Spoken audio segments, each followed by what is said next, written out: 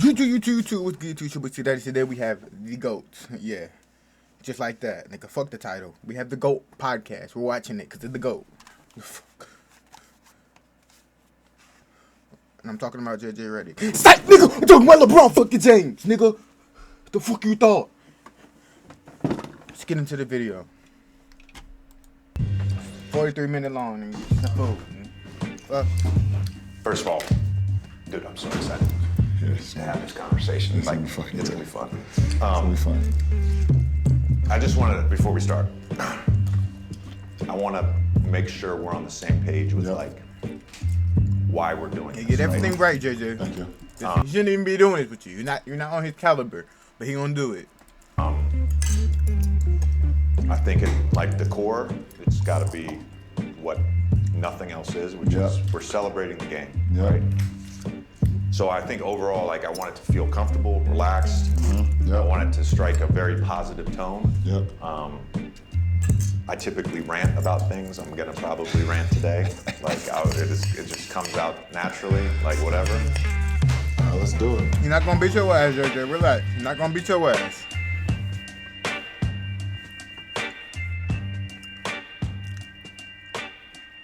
Welcome to Mind the Game with LeBron James and JJ Redick. This is a new podcast presented by Uninterrupted. I'm just glad you know. Say LeBron first. I want to be clear here. This is a basketball show. This is a show with the intention and purpose to celebrate the game, promote the game, explain the game.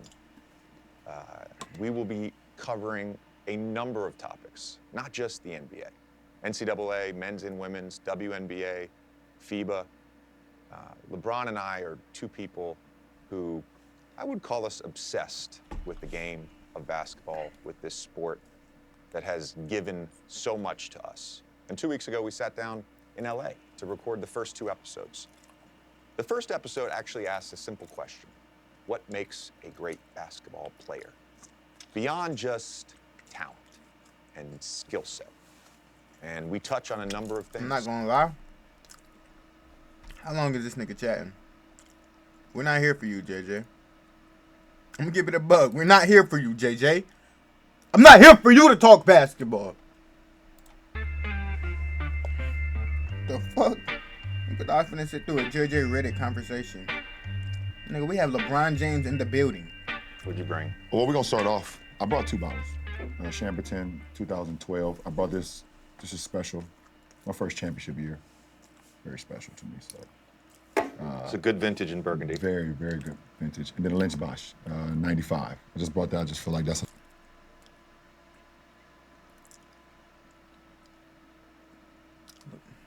LeBron's first one was against OKC, right? JJ Redick wasn't on that team, I don't think. It looks like it has an inside joke going on. Nice little I don't know. Aftershock. But I'm going to open the 2012 Chambertin, and then we could just... That's okay with you. It's more than okay with me. I heard you're a wine guy, too, so...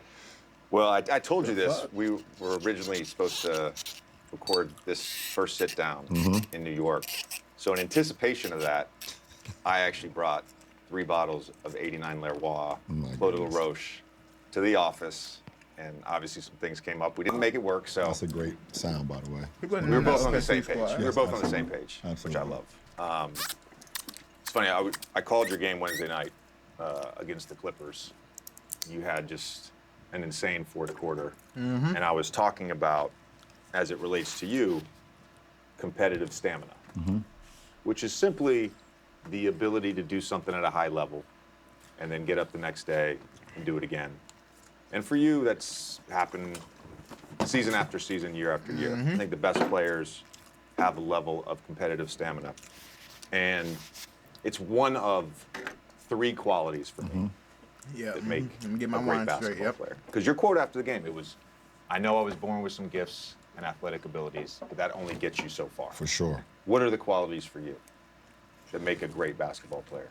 Beyond just talent and skill set and size. Knowing the history of the game. Knowing the history of the game, knowing the ones that came before you, knowing the ones that paved the way, knowing the reason why you're actually having the ability to actually live out your dream. that doesn't happen without the people that came before you. It doesn't happen without Bill Russell, going through what he went through during the civil rights movement and all those things. Oscar Robertson going on with what he had to deal with, during those times. It does not happen if they're able to just be pure in who they are. Bro, Victor Wembanyama don't know nothing about none of that shit. He's a boy. I mean, I'm just trolling right there, but I don't think you need to know the history. I mean, I guess you do. You can pick up on some shit. I'm chatting. That allows us my bad, to Brian. perform and my bad, Brian. do it with no care. Also, I think discipline. People, you know what? People use that word so loosely. What does it mean to you? You have to have the ability when it comes to discipline. It's like you have to sacrifice loved ones. You have to sacrifice loved ones for a long period of time if you want to be great. It is very unfortunate, and you feel it at times. You know the saying: if it's too hot, get the hell out of the kitchen. Yeah. Sometimes you just gotta get out of the kitchen because it gets hot. But you have to have a discipline. Sometimes you have to sacrifice loved ones in order to be great because they don't understand. And that's okay. They don't understand what it means to, like, I am getting up every single day at 5 or 6 a.m. And when I get home after everyone leaves the gym, I'm going to take a nap. So now you're sacrificing your loved ones because you're not spending time with them. And when I wake up, I'm probably going to train again. And then I'm going to have dinner. And then I'm going to bed. And I'm going to do that every single day for a long period of time. That's sacrificing and discipline. And for me, I was 18 when I came into the league. Damn. So I got my best friends from high school that's now in college. I got one that's at Ohio State. I got two that's at the University of Akron. I have another one that's at a school in West Virginia, Fairmount State. And they're calling me, telling me, hey, bro, you gotta come down to these parties.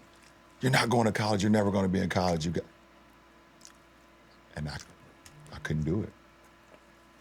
Couldn't do it. I look back on it now. I wish I would have done a few of them. I'm not going to lie. I'm not going to lie. I thought I was going to be the GOAT. But then the third thing, JJ asked, do you really love the game? Like, do you really love the game? And I'm not just talking about like wins and losses. Do you really love the process of the game and everything that happens before the referee does like this? That's the easy part. You know this. You was one of the first ones in the gym, one of the last ones to leave. Everyone sees when the cameras are rolling and the 20,000 fans are there and the cheerleaders are dancing and the popcorn is popping and the celebrities are sitting in celebrity row. But like, who has the love for the game when nobody is there? It's regular people there too, LeBron. And it's interesting. Not The just love of the celebrity. game part is so funny to me because I think there's a distinction between loving the game, i.e. the game, the actual competition itself, and what it means to actually love the game and everything that goes into that. You hear guys all the time, I just want to play. I just want to play. Okay. Do you want to do all the things that are necessary that lead up to playing the actual game?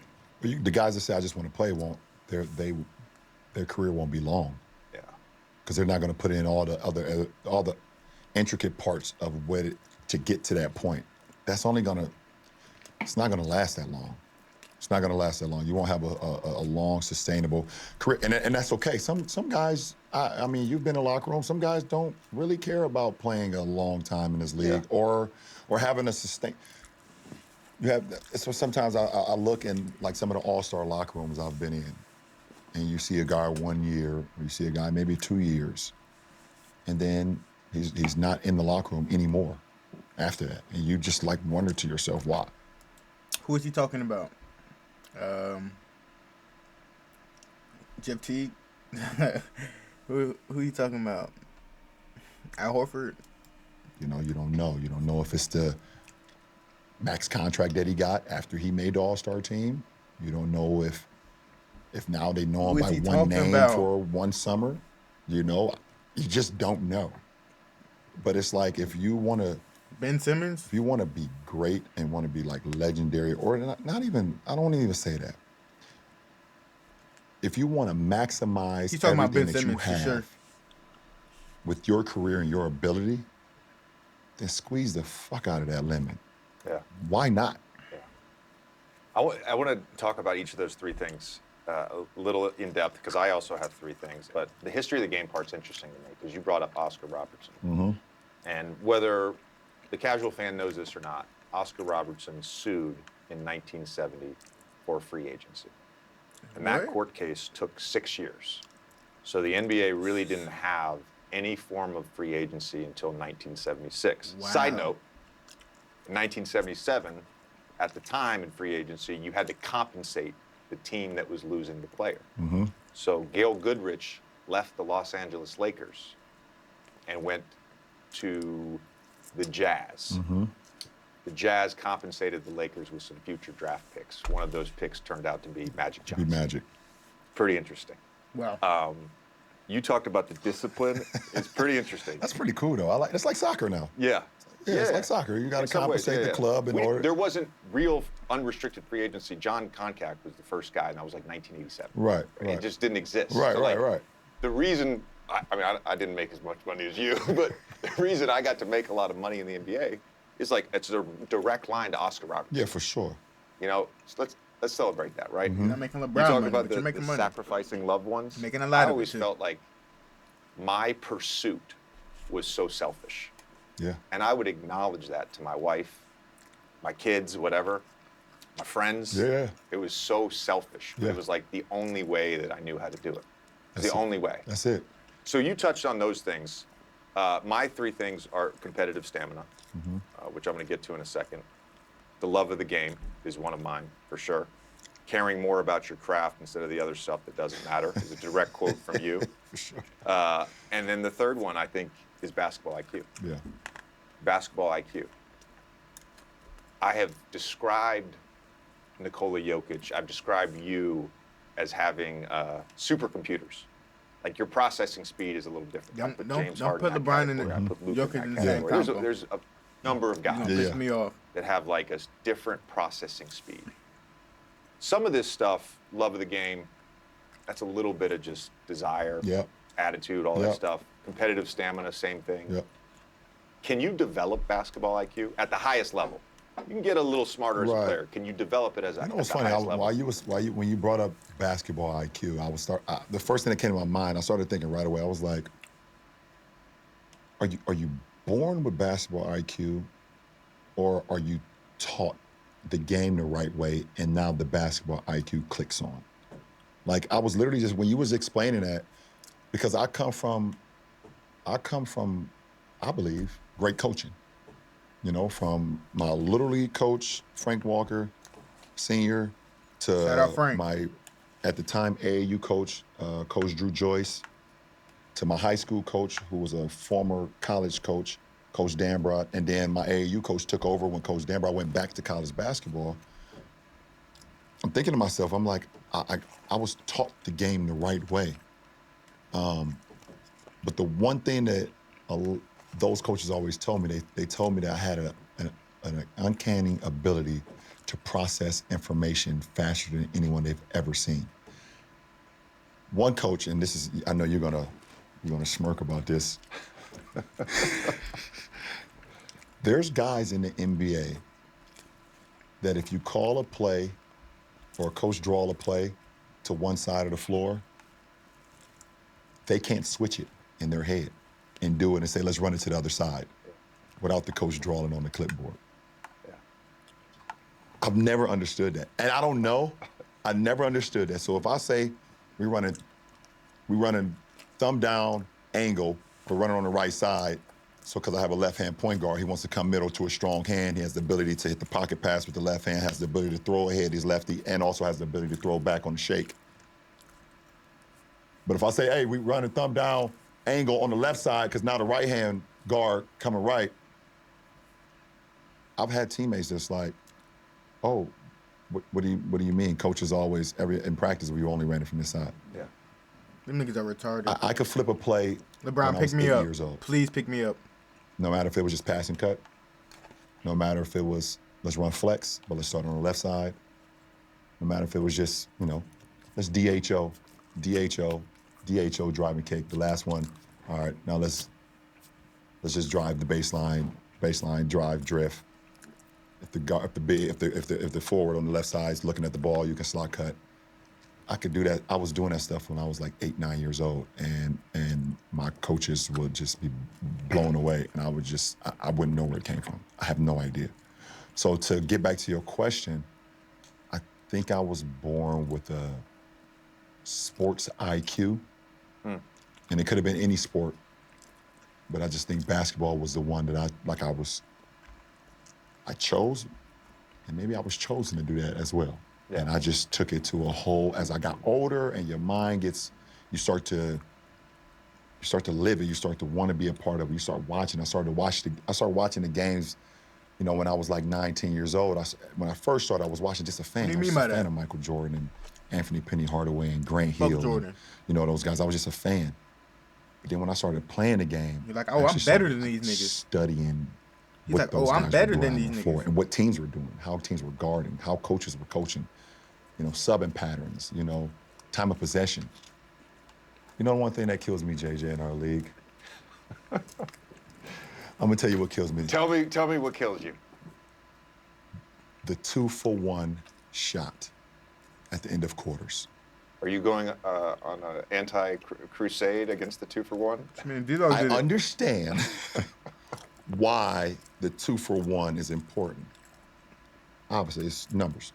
You get 2 possessions, the other team gets 1 possession. In theory, it's a free shot. In theory, it's a free shot. But what people sometimes don't account for, the 4 or 5 possessions before that. Are we on a run? Are we on a heater? Have we gotten a good shot over the last 2.5 minutes? What is the other team doing? How are they in a great rhythm? If we haven't gotten a great shot in 2.5, 3 minutes, and we've been turning the ball over, why am I just going to dribble down and shoot a 40-footer with 33 on the clock? Why not get a great look? Because that great look at the end of the third, even if we get 1 shot, may give us momentum going into the 4th quarter. Right. It's interesting because I think it does fuck with the flow of the game. And as a player, I felt that. As a broadcaster now, where I'm calling games, you have such a good feel as like an outside observer of this action happening. So, end of the 2nd quarter, you're going into halftime with the lead. You've established, let's say, a pick and roll partnership where you're getting a good shot every time down the floor. On the other end, you're getting stops. So the other team's you're right. Why are you going to just jack up a 35-footer? Just go to the pick and roll, rely on your defense. Now, boom, you go into the half with essentially the same momentum you would have if you get the 2-for-1. Yeah. By the way, you shouted out your coaches. I want to say this. I'm pulling. Fuck that. I think some of it is innate with basketball IQ. Yeah. Some of it is the way Unless you're taught. LeBron say nah. Some of it is going back to your point about discipline, the dedication to the craft. I gotta shout out my coaches now, because Delmar Irving, Keith Haynes, Dick Wall, my early coaches for the Roanoke Jaguars. Yeah. They taught me how to play. They taught me how to play with toughness. I get to JV, 8th grade, Chris Morris, Billy Hicks. Then I go to Coach K at Duke. Yeah. So by the time I got to the NBA, I knew how to process and think the game. It wasn't new to me. It wasn't new to me to think the game. You also knew what was bullshit and what was not bullshit. Yes. There's a lot of bullshit that gets taught in our league because our league has been feast off potential. Guys with potential. They come in and say, this guy has potential. We have to, if it's not year 1, or maybe year 2, or not year 3, or maybe year 4, or we're going to pick up his option. Yeah, because I came in the league and dominated. The fuck, nigga, fuck potential, nigga. Before, like, it's been grasped on potential. Like, that's the whole thing of the lottery. The whole thing of the lottery, pick 1 through 13 or 14, I don't even know what it is now when it cuts off like you've been a lottery pick. 10. But it makes sense why those guys that's like 16 to 30, 16 to 42, why those guys be on real contending teams making impacts. Also, why is it the same teams that always draft well? And the same teams that always draft poorly? I'll tell you, when I get my team, the teams that draft well, those guys will be working for me for sure. Just you to offer them a bag. Yeah, for sure. You got to get OKC does an unbelievable job with that. That's a fact. Yeah, That's a fact. I was thinking about, you know this, so by like No, they don't. the end of my first year with the Clippers, Mm-hmm. we realized all they of got my catch Chet? and shoot stuff. I wanted to come over. What happened to that other skinny, tall dude they got? He got hurt and I never seen him play again. On the OKC. Like, they don't draft that good, bro. Yes, sir. Right? I want to come to my right. Yes, They're sir. winning, though. And so for the next 3 years, every single time we drew up a play, it was But they to do get that, bounced out right? first round. When I got to like Philly, to your point about like guys not understanding this, I got to like Philly and New Orleans, the coaches would draw up a play in the huddle, and I'd be like, no, I want to come over my left shoulder. Just flip it. Yeah, just and flip I'd it. walk out on the court, and then my teammates would be like, oh, what am I doing here? Yeah. You know what I mean? I'm like, no, just flip it. Which guys, by the way, the processing speed, I mentioned a few guys. Yeah. Guys you played with, guys you played against. Yeah. That you think have that sort of high-level basketball IQ. Rajon Rondo, Yeah. for sure. Type He shit. he can process, flip, do things on the go. Like, it's very weird to me that he's not coaching at a high level. I think it's because he doesn't want to do it. It's a lot. It is a lot. It is a lot.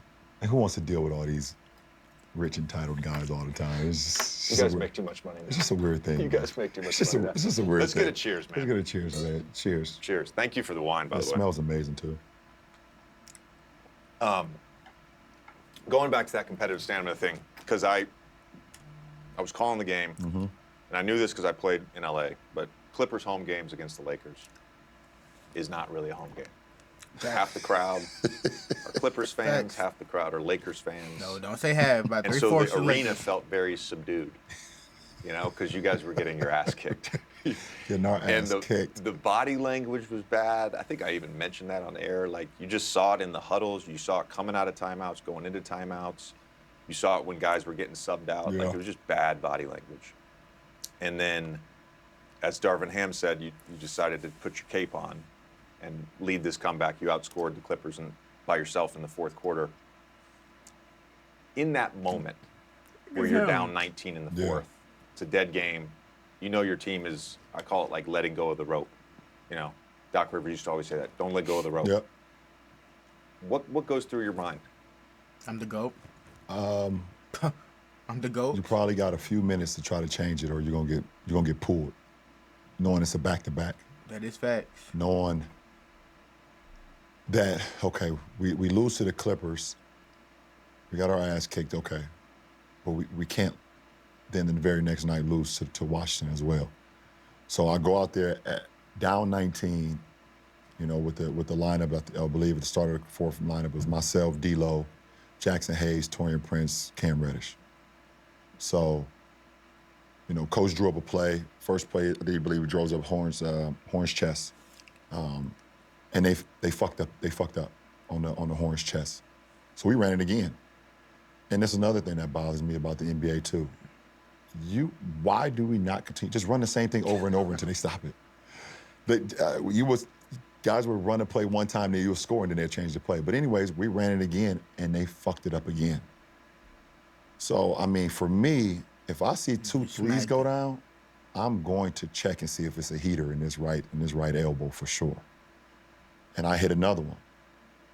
And at this point, now I'm feeling really good. I got a nice bounce in my Start step. doing this shit. We're getting stops. And, you know, I take one down the right wing, and PJ's picking me up in transition. And I rarely shoot the ball on the run, you know, especially if the ball's in my right hand, I rarely shoot it. But I had a bounce and I had a feeling. I felt like I said, if I can make this one go, I know. This is when, like, NBA Jam, you're on fire. You know, if this one goes, yeah. and I let that one go from the right wing by the Nasty. bench, Look so at I kind of this. almost Look bumped at into this. T. Lou, Ooh. and they called timeout. That's when I knew that the momentum can change. The momentum can change, and once the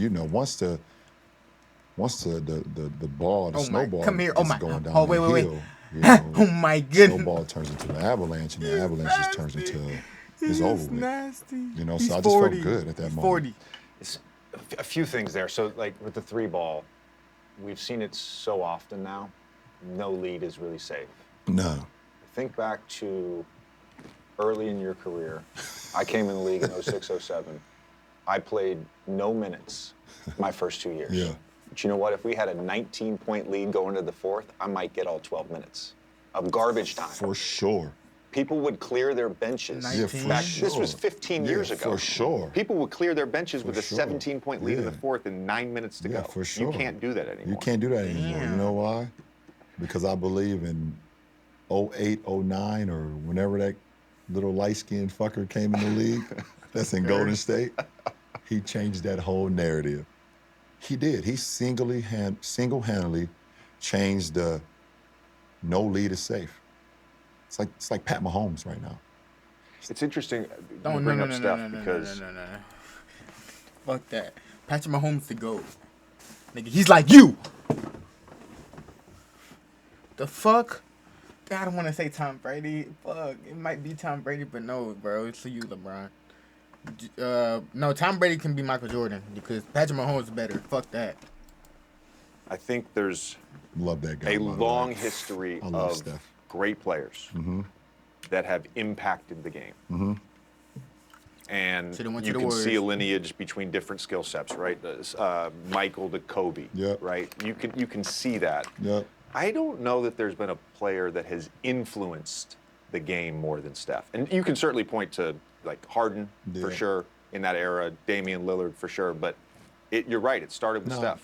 When it comes to influence, since I've been watching the game, the most influence on the game, and obviously we know what Mike did for the game, Sure. but Steph and Allen Iverson are the two biggest influential guys in our game since I've been watching and covering it. One, they're 6'3", 6'4", if you want to. Steph's not 6'4". If you want to look on the back of a basketball card, you're always a lot taller on the back of the basketball card. Allen Iverson and Steph, they were just so relatable, and kids felt like they could be them. They were guys that was not always counted on. They were small in stature, and they just defined the odds. So you got AI, who's like unbelievable crossover, cornrows, arm sleeve. We wear arm sleeve. Everyone wears an arm sleeve now because of Allen Iverson. And he's going in the trenches, laying it up over bigs, whatever the case may be. And now you have Steph, who's shooting over the Empire State Building. It's just like those two are the two most influential when you say the game, how they changed the game, and the kids, and like, those are two guys that you just wanted to watch every single night. I have an arm sleeve because of Allen Iverson. No bullshit. Listen, no bullshit. One of my tattoos is because of Allen Iverson. For sure. And Steph, I think he changed, the influence with Steph, I think, is he fundamentally changed how we viewed how the game should be played with the three-point shot. Do you think, because part of the Steph thing in this three-point revolution for a fan is that we have now simplified the NBA. All right, we're just going to shoot a bunch of threes. Yeah. My question to you, going back to that basketball intelligence piece, does the game require more basketball intelligence now, or does it require less than when you first started? Go ahead, say it. Go ahead, say it. You can't ask me that because I'm always side on basketball IQ. Yeah. Always. I think Can't ask you that. throughout the regular season, you can get away with a low IQ team if you're talented. He's about to duck the question. He's not going to say it. He's not going to say back then or now. You can get away with it in the first round and maybe get away with it in the second round. But when you get to the conference finals and you get to the finals, obviously the top 4 teams in the conference finals, they have players, unless a team just happened to hit a heater and they just get lucky. But the top 4 teams normally are going to be the teams with the best players, 4 of the best coaches. And what's going to separate them is now the basketball IQ kicks in. Because there's moments in the game that a coach cannot prepare you for, film can't prepare you for, the history of the game can't prepare you for, Right. where you have to have a basketball IQ to make adjustments right away. And if you don't have that level of mind frame or capacity, then a team like Denver, who has one of the greatest IQ guys that we've ever seen in Jokic, Golden State, You called him Draymond, Jokic. Steph. This nigga called him Jokic, bro. You're in the league, bro. It's Jokic, bro. Fuck. This nigga said, fuck it. His name is Jokic now. He changed your name, fat boy. How about that? Fuck you. You got your name changed by the GOAT. Any one of my Jokic. teams, if I played you in the finals, myself, and when I won it in 20, it was myself and Rondo on the floor. So I think that those things help. I believe that when Golden State beat Boston, it came Jokic? down to IQ in the finals. Because Boston, to me, had the better talent. Boston had the better talent. But it came down to IQ. People say experience. Hold on. Better talent than who? But it's Boston.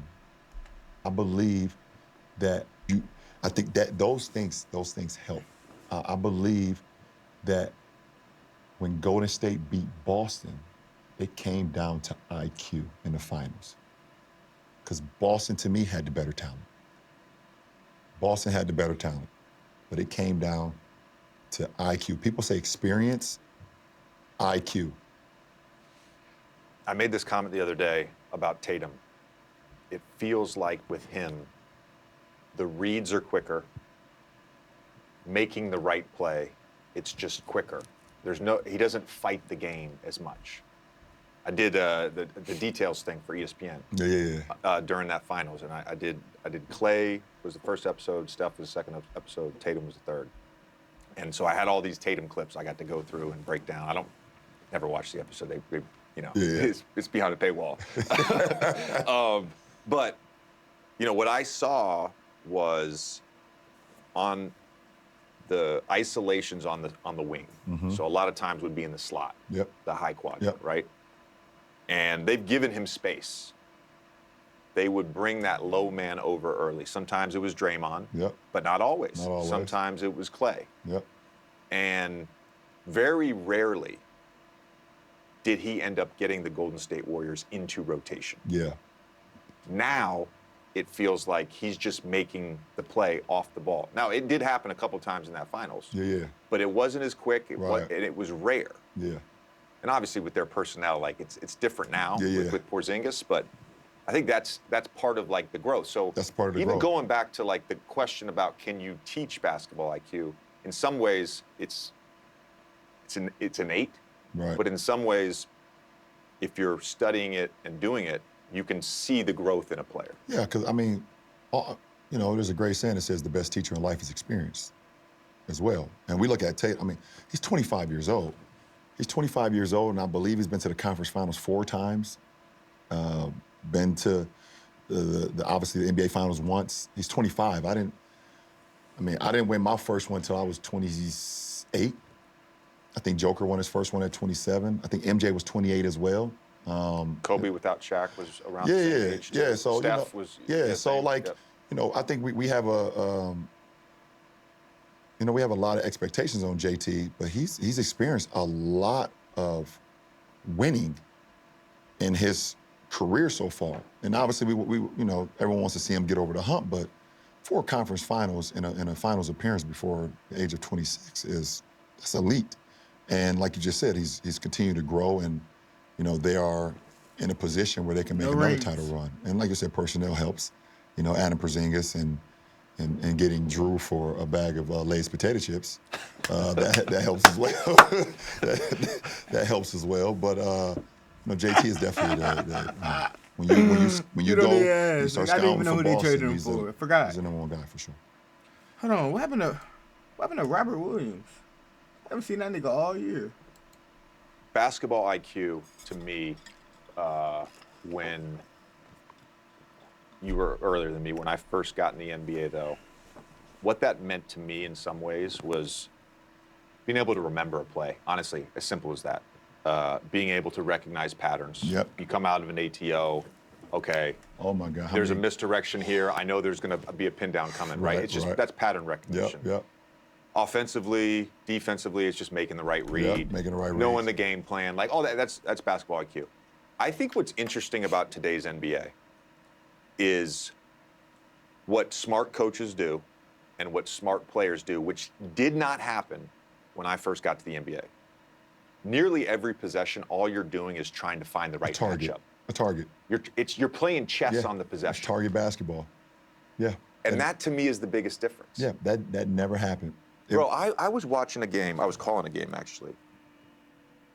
Guy had the ball, good offensive player, had the ball at the top of the key, and they're playing the Clippers, and end of the shot clock, 7 on the clock.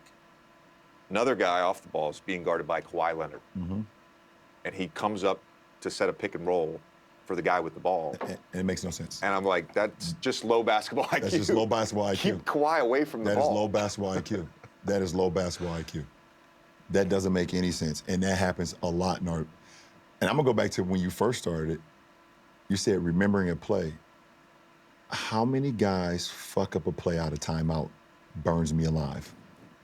It burns me alive that a coach can sit there and guys, all 5 guys, 10 eyes, are looking at the play and they come out of timeout and fuck it up. Bothers me so bad. But yeah, like you said, you knew, like when you played, you had 2 reads.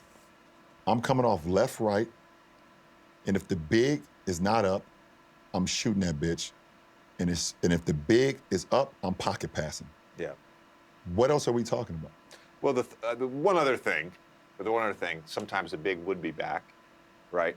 And I'd get the stun off the passer. And you get the stun off the passer. So like when I played in Philly, they would do that off Ben, and then I would just kick to Ben, and he's got a head of steam going down the lane. Well, I mean, right? And when Ben you got to read the nail guy too. You got to read the nail guy. Ben was good. Kind of like underestimate. Well, that's not. Well, that's not. Well, yes, I agree. I agree. I was more thinking with the Clippers. I was thinking more with the Clippers. A pocket to. It's so weird though because even like the coverage on catch and shoot stuff, and there's not a ton of catch and shoot guys right anymore. Where like you're not running floppy. This doesn't happen a lot. Yeah. But like when I first started running it, or like Ray in Boston. Ray, when you're running that, you would always stun up with the big. With the big. And the pocket pass was always there. Always there. Once teams started playing more drop coverage, they just kept the big back and catch and shoot. Right. And so a lot of times that help would actually come off the passer. So if they knew we were in a catch and shoot play, kick to me, the help comes off the passer, then it's I got to make that read back to the top. Yeah, I mean, obviously, because now offense is so more extended now. You know, the big could be the guy that can help up a little bit. That's when I actually fuck with Chris Paul. If you look at like Rip Hamilton, at the time he wasn't coming off their floppy down action going to the 3-point line. He was coming off more elbow action, so you can kind of, contact help with the big, and then mostly when we came in the league, there was a point guard in the front. There was another forward at the free throw line, and there was 2 bigs. So even if you did get extended a little bit when you made the pocket pass, at least the other big, X4, X5, could come over and help. Now, in Boston's case, it's 5 guys on the perimeter at one time. Nobody's in the paint. Nobody's in the paint. You have Drew, Jason, Brown, Porzingis could be at the top. He could be, you got Derek White. They're all over the place. So, the level of where you help from has changed a lot because the bigs in basketball history have been programmed to help no matter where they are, and that's where the IQ comes in too. You got certain bigs that if I just drive this slot, and they say, don't help strong side shooter in the corner. That is the easiest 3. You just know that there's certain bigs that he's going to leave no matter what because he's been programmed his whole life to protect the rim. Wow. I think we'll wrap there. Because if I go to the next thing, we're going to talk for another hour. Yeah, because I can talk. No, I'm serious. Like, cause, I mean, that was legitimately what I had as episode 1.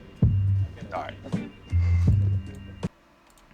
That's been fun. For the W How was episode, it? man. I'm finna watch episode 2. It's already out, man. How was it? That's Subpar? That's me. Only okay. You know, we got room for improvement. That was beautiful, man. Let me know if y'all want how y'all feel about that down below, man. Nice little 40-minute banger. Sorry we had to skip you in the beginning, JJ. We're here for LeBron, baby. We're here for LeBron, man. Sorry. Hey, man, I'm out this bitch. Follow me on Instagram, see Daddy Walty.